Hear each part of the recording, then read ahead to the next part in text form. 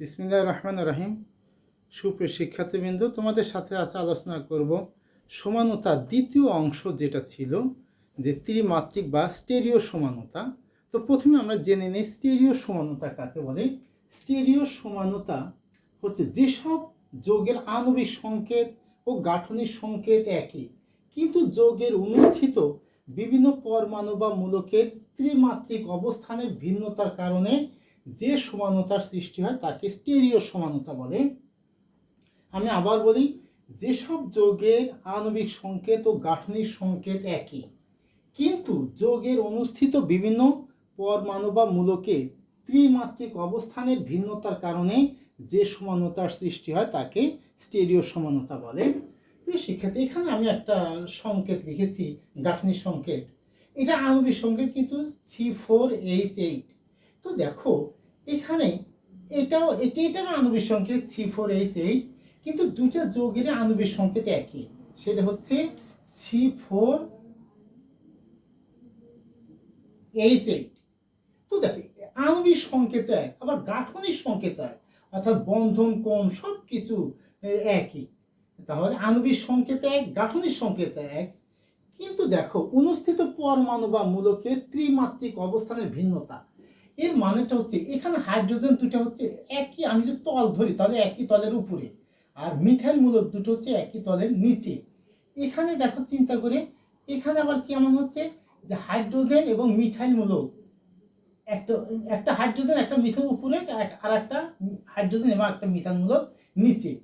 অথচ দেখো দুটি যৌগের আণবিক সংকেত গাঠনিক সংকেত একই, কিন্তু পরমাণু বা মূলকের ত্রিমাত্রিক অবস্থানের ভিন্নতা, এই ভিন্নতার কারণে এই সমানতার সৃষ্টি হয়েছে। এটাকে আমরা ত্রিমাত্রিক বা স্টেরিও সমানতা বলা হয়।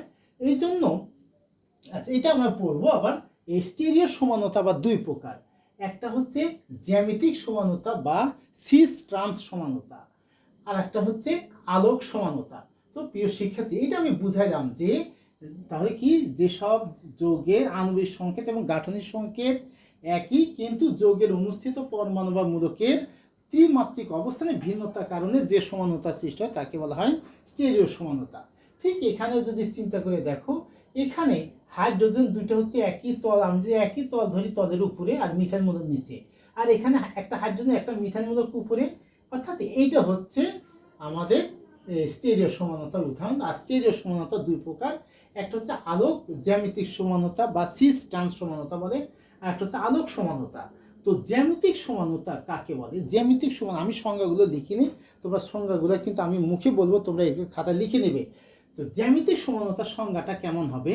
যেসব যৌগের আণবিক সংকেত ও গাঠনিক সংকেত একই, কিন্তু কার্বন কার্বন অক্ষ বরাবর মুক্ত আবর্তন সম্ভব না হলে ভিন্ন গঠনের দুটি সমাণু পাওয়া যায়, এদেরকে জ্যামিতিক সমাণু বলে। আর এই যৌগের ধর্মকে জ্যামিতিক সমানতা বলে। আমি আবার বলি, যেসব যৌগের আণবিক সংকেত ও গাঠনিক সংকেত একই, কিন্তু কার্বন কার্বন অক্ষ বরাবর মুক্ত আবর্তন সম্ভব না হলে ভিন্ন গঠনের দুটি সমাণু পাওয়া যায়, এদেরকে জ্যামিতিক বা সিস ট্রান্স সমাণু বলে। আর এই যৌগের এই ধর্মকে জ্যামিতিক সমানতা বলে। তো জ্যামিতিক সমানতার সংজ্ঞাটা তোমরা বুঝলে। তো জ্যামিতিক সমানতা এই যে এইটা, যেমন কার্বন কার্বন অক্ষ বরাবর মুক্ত আবর্তন সম্ভব না হলে ভিন্ন, এইটা একটু আমি একটু বুঝাই। যেমন দেখো, এখানে যদি আমি বলতে চাই যে এই কাগজটা কিন্তু এই কলমের ভিতরে মানে অক্ষ বরাবর আমি এরকম ঘুরাইতে পারবো, ঘুরে, এটা মুক্ত আবর্তন সম্ভব। কিন্তু আমি যদি এই কাগজটার মধ্যে যদি দুইটা কলম প্রবেশ করায়, তাহলে কিন্তু আর এই কাগজটাকে কলমের অক্ষ বরাবর মুক্ত আবর্তন সম্ভব নয়। তাই দেখো, তাই যেসব যৌগে আণবিক সংকেত ও গাঠনিক সংকেত একই, কিন্তু কার্বন কার্বন অক্ষ বরাবর, যদি চিন্তা করে দেখো এখানে কিন্তু এই যৌগটাকে ঠিক এটার মতো, আর অর্থাৎ হাইড্রোজেনকে মুক্ত আবর্তন সম্ভব নয়। এই জন্য ভিন্ন গঠনের, তাহলে সংজ্ঞাটা হচ্ছে যেসব যৌগে আণবিক সংকেত ও গাঠনিক সংকেত একই, কিন্তু কার্বন কার্বন অক্ষ বরাবর মুক্ত আবর্তন সম্ভব না হলে দুটি ভিন্ন গঠনের সমাণু পাওয়া যায়, তাদেরকে বলা হয় জ্যামিতিক সমানতা, জ্যামিতিক সমাণু। আর এই যোগের এই ধর্মটাকে বলে জ্যামিতিক সমানতা বা সিস টার্মস। এখন কখন সিস বলা হবে, অর্থাৎ একই জাতীয় মূলকগুলো যদি একই তলের একই পাশে থাকে তাকে বলা হয় সিস, আর বিপরীত পাশে থাকলে বলা হয় ট্রান্স। যেমন মিথাইল মূলক দুটো একই পাশে, এই জন্য একে বলা হয় সিস বিউটিন 2, আর এটাকে বলা হবে ট্রান্স বিউটিন 2। এদের কিন্তু আবার কিছু বৈশিষ্ট্য আছে, যেমন এই একই জাতীয় মূলক দুটো যদি একই পাশে থাকে তাহলে এদের মধ্যে বিকর্ষণটা বেশি হয়, এই যোগের স্থায়িত্ব বা স্থিতিশীলতা কমে যায়, আবার সক্রিয়তা বেড়ে যায়, গলনাঙ্ক স্ফুটনাঙ্ক কম হবে, এটার আবার বেশি হবে। অর্থাৎ এখানে দূরে থাকার কারণে এদের মধ্যে বিকর্ষণ কম হয়, ফলে এই যোগের স্থায়িত্ব বেশি, স্থায়িত্ব বেশি হলে তাদের গলনাঙ্ক স্ফুটনাঙ্ক বেশি হয়, সক্রিয়তা কম হয়। প্রিয় শিক্ষার্থী, ঠিক এইটাও দেখো, আবার এখানেও কিন্তু এই কার্বন কার্বন অক্ষ বরাবর মুক্ত আবর্তন সম্ভব হবে না, এই কারণে এখানে দুটি সমাণু পাওয়া যায়। তাহলে জ্যামিতিক সমানুতা বা সিস ট্রান্স সমানুতা হওয়ার শর্ত হচ্ছে কি, কার্বন কার্বনের মধ্যে দ্বিবন্ধন থাকতে হবে অথবা চাকরিক যৌগ হতে হবে। অর্থাৎ এই চক্রাকার যৌগ হওয়ার কারণে এরাও কিন্তু কার্বন কার্বন অক্ষ বরাবর মুক্ত আবর্তন সম্ভব হবে না। এই জন্য এই ক্ষেত্রে এইটা হচ্ছে কি, মিথাইল মূলক দুটি একই পাশে, এই জন্য এটাকে বলে সিস বলা হবে, এটাকে ট্রান্স বলা হবে। অর্থাৎ এটা যদি বলে 1,2 ডাইমিথাইল, অর্থাৎ সিস 1,2 ডাইমিথাইল সাইক্লোপ্রোপেন, আর এটা হবে ট্রান্স 1,2 ডাইমিথাইল সাইক্লোপ্রোপেন। তো প্রিয় শিক্ষার্থী, এটা কিন্তু খুবই ইম্পর্টেন্ট আছে এই ক্লাসটা। এখানে তোমাদের যদি বলে জ্যামিতিক সমানুতা কাকে বলে তার সংজ্ঞাটা পারবে। এরপর জ্যামিতিক সমানুতা, তাহলে শর্ত কি কি, কি কি শর্তে জ্যামিতিক সমানুতা প্রদর্শন করবে। তো জ্যামিতিক সমানুতার 1 নাম্বার শর্ত হচ্ছে যে কার্বন কার্বন অক্ষ বরাবর এই মুক্ত আবর্তন সম্ভব হবে না। তো কার্বন কার্বন অক্ষ বরাবর মুক্ত আবর্তন সম্ভব হবে না। 2 নাম্বার হচ্ছে প্রতিস্থাপিত অ্যালকিন বা চাকরিক জৈব যৌগ হতে হবে। প্রতিস্থাপিত অ্যালকিন অথবা যৌগের মধ্যে দ্বিবন্ধন অথবা যৌগটা চাকরিক যৌগ হতে হবে। 3 নাম্বার হচ্ছে এই যে তোমার মূলকগুলো, অর্থাৎ দ্বিবন্ধনযুক্ত অথবা চাকরিক যৌগের সাথে এই যে মূলকগুলো আছে, পরমাণু মূলক, এগুলো অবশ্যই ভিন্ন হতে হবে। অর্থাৎ এটা এ হলে এটা বি হতে হবে, এটা এ হলে এটা বি হতে, কখনো দুইটাই এ হওয়া যাবে না, হ্যাঁ, অথবা কখনো দুইটা বি হওয়া যাবে না। আবার এরকমও হতে পারবে, এটা ধরো যে এটা হলে এ, এটা বি, এটা এটা আমি বলি ই, এটা ডি, এরকম হতে পারবে। অর্থাৎ এই যে দ্বিবন্ধনযুক্ত কার্বনের সাথে এই কোনো পাশেই কখনো এই এ এবং বি এরা সমান হওয়া যাবে না, এটা অবশ্যই ভিন্ন হতে হবে, ভিন্ন হতে হবে। তাহলে এই 3টা শর্ত। তাহলে 1 নাম্বার হচ্ছে কার্বন কার্বন অক্ষ বরাবর মুক্ত আবর্তন রহিত হতে হবে। 2 নাম্বার হচ্ছে এটা দ্বিবন্ধনযুক্ত অথবা চাকরিক জৈব যৌগ হতে হবে। 3 নাম্বার হচ্ছে আমরা এরকম উদাহরণ দিতে পারি, অর্থাৎ দ্বিবন্ধনযুক্ত বা এই কার্বনের সাথে এই পরমাণু বা মূলকগুলো অবশ্যই ভিন্ন হতে হবে, ভিন্ন হতে হবে। প্রিয় শিক্ষার্থী, তোমাদের কিন্তু অনেক সময় পরীক্ষাতে কিন্তু বিভিন্নভাবে প্রশ্ন আসে, যে এরকম প্রশ্ন একটা দিতে পারে, যেমন C4H8 এই যৌগটি তোমার জ্যামিতিক সমানতা প্রদর্শন করে, ব্যাখ্যা করো, ব্যাখ্যা করো, এরকম হতে পারে। আবার এরকম একটা যৌগ দিতে পারে যে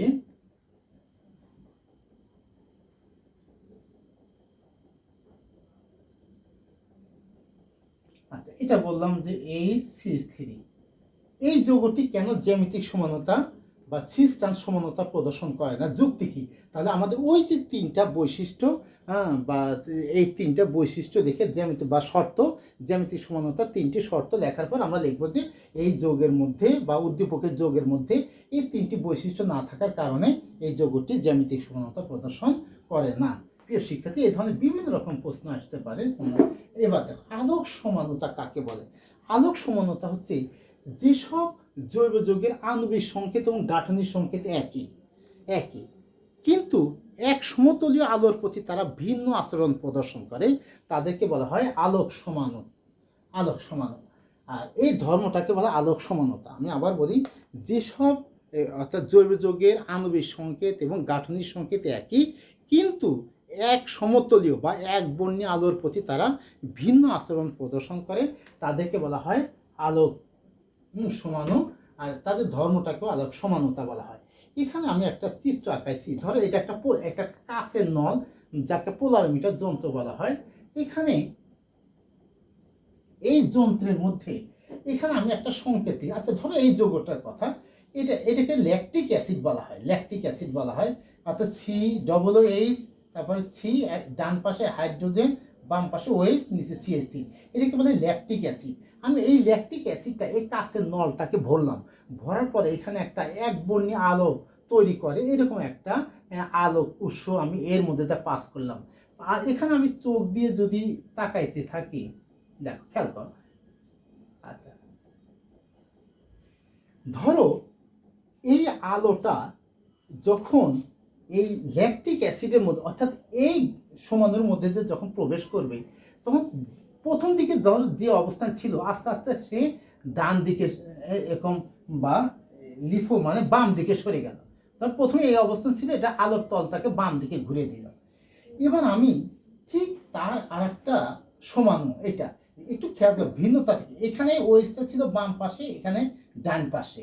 এই যৌগটাকে এবার এই, অর্থাৎ এই পোলারোমিটার যন্ত্র থেকে এই অ্যাসিডটাকে সরে এবার এটাকে প্রবেশ করে, এবার আলো ফেললাম, দেখা গেল যে এই ল্যাকটিক অ্যাসিডটা, অর্থাৎ এই সমাণুটা আলোর তলকে যতটুকু বাম দিকে ঘুরে দেয়, এই সমাণু এবার আলোর তলকে ঠিক ততটুকু ডান দিকে ঘুরে দেয়।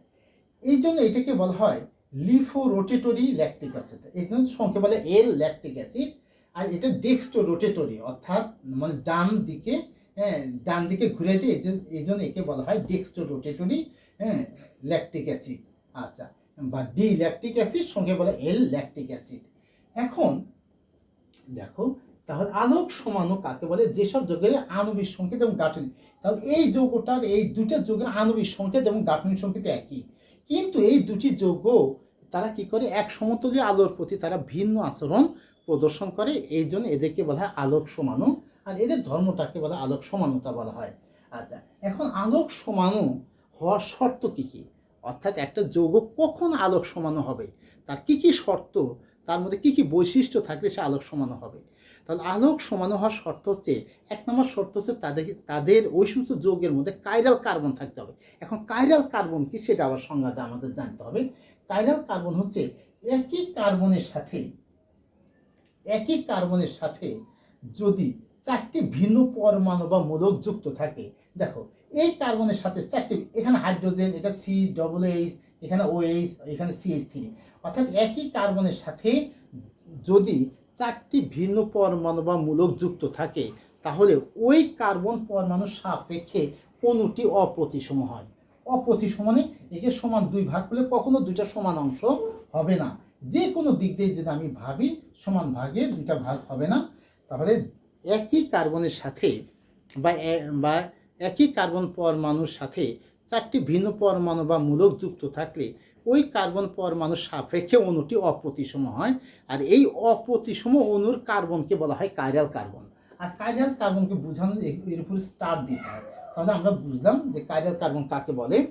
তাহলে আলোক সমাণু হওয়ার শর্ত হচ্ছে যে ওই যৌগের মধ্যে এক নম্বর শর্ত কি, কাইরাল কার্বন থাকতে হবে। তাহলে দেখো এখানে কাইরাল কার্বন আছে, এখানে কাইরাল কার্বন আছে। তাহলে আলোক সমাণু হওয়ার শর্ত এক নম্বর হচ্ছে কাইরাল কার্বন থাকতে হবে। দুই নম্বর হচ্ছে সমাণু দুটি পরস্পরের দর্পণ প্রতিবিম্ব হতে হবে। দর্পণ প্রতি, এর মানে হচ্ছে আমি যদি আয়নার সামনে আমার ডান হাতটাকে রাখি, কিন্তু আয়নার ভিতরে কিন্তু ঠিক আমার বাম হাতের মতো দেখা যাবে। হ্যাঁ, অর্থাৎ এই আমার ডান হাত আর বাম হাত কিন্তু পরস্পরের দর্পণ প্রতিবিম্ব, অর্থাৎ আয়নার সামনে যদি আমি বাম হাতটাকে ধরি, তাহলে আয়নার মধ্যে দেখা যাবে আমার ডান হাতের মতো, আর আয়নার সামনে যদি ডান হাতকে ধরি, আয়নার মধ্যে দেখা যাবে আমার বাম হাতের মতো। এবার তাহলে অর্থাৎ দুই নম্বর শর্ত হচ্ছে সমাণু দুটি দেখতে পরস্পরের দর্পণ প্রতিবিম্ব। এবার যদি একটু খেয়াল করে দেখো, ধরলাম যে আমার হাইড্রোজেনটা ডান হাত, তাহলে আয়নার মধ্যে কিন্তু এই হাইড্রোজেনটা হয়ে যায় আমার বাম হাতে, এটা, আর ওইটা আমার আয়নার সামনে ছিল বাম হাত, এবার আয়নার মধ্যে হয়ে যাবে ডান হাত। দেখো এই জন্য তাহলে এক নম্বর শর্ত হচ্ছে কি, কাইরাল কার্বন থাকতে হবে। 2 নাম্বার হচ্ছে এই এই সমাণু দুটি দেখতে পরস্পরের দর্পণ প্রতিবিম্ব হতে হবে। 3 নাম্বার হচ্ছে এই একটি সমাণু আরেকটি সমাণুর উপরে অপরিস্থাপনীয় হতে হবে, অর্থাৎ একটি সমাণু আরেকটি সমাণুর উপর সমানভাবে পতিত হবে না। অর্থাৎ আমি যদি এই বাম হাতের উপর ডান হাত রাখি কখনো হবে না, অর্থাৎ আমার বাম হাতের উপর ডান হাত রাখলে আমার ডান হাতের বৃদ্ধাঙ্গুল পড়বে কনুই আঙ্গুলের উপরে, আর ডান হাতের কনুই আঙ্গুল পড়বে বাম হাতের বৃদ্ধাঙ্গুলের উপরে, অর্থাৎ এরা অপরিস্থাপনীয়। এটা 4 নম্বর শর্ত হচ্ছে এরা এক সমতলে আলোর প্রতি ভিন্ন আচরণ প্রদর্শন করবে। তাহলে এই 4টা শর্ত। 1 নম্বর কাইরাল কার্বন থাকতে হবে, 2 নম্বরে সমাণু দুটি দেখতে পরস্পর দর্পণ প্রতিবিম্ব হতে হবে, 3 নম্বর হচ্ছে একটি সমাণু আর একটি সমাণুর উপরে অপরিস্থাপনীয় বা সমানভাবে পতিত হবে না, 4 নম্বর হচ্ছে এরা এক সমতলে আলোর প্রতি ভিন্ন আচরণ প্রদর্শন করবে। তার মানে হচ্ছে দেখো এই যৌগটা এই পোলারোমিটার যন্ত্রের মধ্যে রাখলে আলোর তলকে -2.24 ডিগ্রি বাম দিকে ঘুরে দেয়। এটা আলোর তলকে প্রথমে যে দিকে পড়ে তার চেয়ে বাম দিকে ঘুরে দেয়, আর এটা কিন্তু 2.24 ডিগ্রি ডান দিকে ঘুরে দেয় প্রিয় শিক্ষার্থী। অর্থাৎ এই জন্য এই দুইটাকে আলোক সমাণু। আচ্ছা, এখন নিশ্চয় তোমরা বুঝতে পেরেছো আলোক সমাণু কাকে বলে, আর খুবই ইম্পর্টেন্ট কিন্তু। এবার আমরা পড়বো এনানসিওমার কাকে বলে। এনানসিওমার হচ্ছে যে দুটি বা যে আলোক সমানুদয় এক সমতলীয় আলোর তলকে সম পরিমাণে বা একই মাত্রায় ঘড়ি কাঁটার দিকে এবং ঘড়ি কাঁটার বিপরীত দিকে ঘুরিয়ে দেয় বা আবর্তন করে দেয়, তাদেরকে পরস্পরের এনানসিওমার বলে। আমি যদি এখানে বলি, ধর এ একটা যৌগ, এটা কি করে তোমার 3 ডিগ্রি বাম দিকে ঘোরায়, আবার বি একটি যৌগ, এটা ঠিক 3 ডিগ্রি ডান দিকে ঘোরায়। তাহলে এই এ এবং বি হবে পরস্পরের এনানসিওমার। অর্থাৎ যে আলোক সমানুদয় এক সমতলীয় আলোর তলকে একই মাত্রায় ঘড়ি কাঁটার দিকে এবং ঘড়ির কাঁটার বিপরীত দিকে কি করে আবর্তন করে দেয় বা ঘুরিয়ে দেয়, তাদেরকে পরস্পরের এনানসিওমার বলা হয়। তাহলে দেখো এই ডি ল্যাকটিক অ্যাসিড এবং এল ল্যাকটিক অ্যাসিড কিন্তু পরস্পরের এটা কিন্তু নৈবর্তিক আসে, যে এল ল্যাকটিক অ্যাসিড কতটুকু ডান দিকে বাম দিকে ঘোরায়, হ্যাঁ নৈবর্তিক, আবার ডি ল্যাকটিক অ্যাসিড কতটুকু ডান দিকে, এটা নৈবর্তিক আসতে পারে। প্রিয় শিক্ষার্থী, এটা হচ্ছে আমাদের আলোক সমানতা এবং এনানসিওমার কাকে বলে। আচ্ছা, এবার আমরা রেসিমিক মিশ্রণ কাকে বলে। রেসিমিক মিশ্রণ হচ্ছে দুটি এনানসিওমারের সম পরিমাণের মিশ্রণকে বলা হয় রেসিমিক মিশ্রণ। অর্থাৎ যেমন আমি এখান থেকে বলতে পারি, যেমন ডি ল্যাকটিক অ্যাসিড, আমি ডি ল্যাকটিক অ্যাসিড কি করলাম 100 ml নিলাম, এল ল্যাকটিক অ্যাসিড আমি 100 ml নিলাম, নেওয়ার পরে এই মিশ্রণটাকে বলা হবে তোমার রেসিমিক মিশ্রণ। অর্থাৎ দুটি এনানসিওমারের সম পরিমাণের এই মিশ্রণকে বলা হবে রেসিমিক মিশ্রণ। এখন রেসিমিক মিশ্রণ আলোক নিষ্ক্রিয় হয় কেন? এবার বলো, এই 100 ml নিয়ে যদি আমি পোলারমিটার যন্ত্রের মধ্যে নিই, এবার এক বর্ণে আলো যদি পাস করায়, দেখা যাবে যে আলোর তল আর কোনো দিকে ঘুরবে না। কেন ঘুরবে না? এটা কিন্তু 2 নাম্বার দিয়ে আসতে পারে যে রেসিমিক মিশ্রণ আলোক নিষ্ক্রিয় হয় কেন। এই ক্ষেত্রে একটি সমাণুর ঘূর্ণন ক্ষমতাকে আর একটা সমাণু কী করে দেয়, একে নিষ্ক্রিয় করে দেয়। এই জন্য রেসিমিক মিশ্রণ হয় আলোক নিষ্ক্রিয়। প্রিয় শিক্ষার্থী, নিশ্চয়ই তোমরা বুঝতে পেরেছ। কারণ কিন্তু আমি যদি এই যে কোনো একটা পরিমাণ যদি বাড়িয়ে দিই, ধরো এটা নিলে আমি 150 ml, তাহলে কিন্তু আর রেসিমিক মিশ্রণ থাকবে না। অর্থাৎ দুটি এনানসিওমারের সম পরিমাণের মিশ্রণকে বলা হয় রেসিমিক মিশ্রণ। আর যদি বলে রেসিমিক মিশ্রণ কেন আলোক নিষ্ক্রিয় হয়, তাহলে উত্তরটা হবে একটি আলোক সমাণু, বা একটা এনানসিওমার আলোর তলকে যতটুকু ডানে ঘোরায়, অপর এনানসিওমার তার ঠিক ততটুকু বিপরীত দিকে ঘোরায়। তাই একটির ঘূর্ণন ক্ষমতাকে আর একটা কী করে দেয়, নিষ্ক্রিয় করে দেয়। তাই রেসিমিক মিশ্রণ হচ্ছে আলোক নিষ্ক্রিয় হয়। এখন আমরা পড়ব মেসোযৌগ কাকে বলে। মেসোযৌগ হচ্ছে যেসব জৈব যৌগের মধ্যে একাধিক কাইরাল কার্বন থাকা সত্ত্বেও যৌগটি আলোক নিষ্ক্রিয় হয়, তাদেরকে বলা হয় মেসোযৌগ। যেমন তাহলে কি বলছি, যেমন এখানে টার্টারিক অ্যাসিড, এখানে এটা একটা তোমার কাইরাল কার্বন, কারণ এখানে দেখো এই কার্বনের সাথে হাইড্রোজেন একটা, এটা OH, এটা COOH, এটা অর্থাৎ 4টাই ভিন্ন। আবার এটার সাথে এগুলো কি বলো, ভিন্ন। এই জন্য এই টার্টারিক অ্যাসিডের মধ্যে আছে কিন্তু 2টি এরকম কাইরাল কার্বন। বুঝছো কথা? তো যে সমস্ত যৌগের মধ্যে একাধিক কাইরাল কার্বন থাকা সত্ত্বেও যৌগটি আলোক নিষ্ক্রিয় হয় তাদেরকে বলা হয় মেসোযৌগ। নিশ্চয় সংজ্ঞাটা বুঝতে পেরেছ যে যেসব জৈব যৌগের মধ্যে একাধিক কাইরাল কার্বন থাকা সত্ত্বেও যৌগটি আলোক নিষ্ক্রিয় হয় তাদেরকে বলা হয় মেসোযৌগ। এখন প্রশ্ন আসতে পারে 2 নাম্বার দিয়ে, মেসোযৌগ আলোক নিষ্ক্রিয় হয় কেন? অর্থাৎ এই মেসোযৌগ যদি আমি পোলারমিটার যন্ত্রের মধ্যে নিয়ে নেই তাহলে দেখা যায় আলোর তলকে যদি ওর মধ্যে প্রবেশ করে আলোর তল ডানে বামে কোনো দিকে আবর্তন করে না। কেন করে না? এই ক্ষেত্রে একটু দেখো, অর্থাৎ এই যে দুইটা কাইরাল কার্বন, অর্থাৎ একটা কাইরাল কার্বন আলোর তলকে যতটুকু ডান দিকে ঘুরায় অপর কাইরাল কার্বনটি ঠিক ততটুকু বাম দিকে ঘুরে দেয়। ফলে একটি কাইরাল মানে একটি ঘূর্ণন ক্ষমতাকে আরেকটা কি করে দেয়, নিষ্ক্রিয় করে দেয়। এই কারণে মেসোযৌগ আলোক নিষ্ক্রিয় হয়। প্রিয় শিক্ষার্থী, আশা করি তোমরা বুঝতে পেরেছো। এর পরবর্তী কোনো প্রশ্ন থাকলে তুমি তোমার কমেন্ট বক্সে তোমরা এখানে লিখতে পারো, কমেন্ট করতে পারো, আমি সেই অনুযায়ী তোমাদের পরবর্তীতে সেটা সমাধান করার চেষ্টা করব। তো তোমরা সবাই দোয়া করি সবাই ভালো থেকো। পরবর্তী আবার দেখা হবে কোনো এক ক্লাসে। আল্লাহ হাফেজ।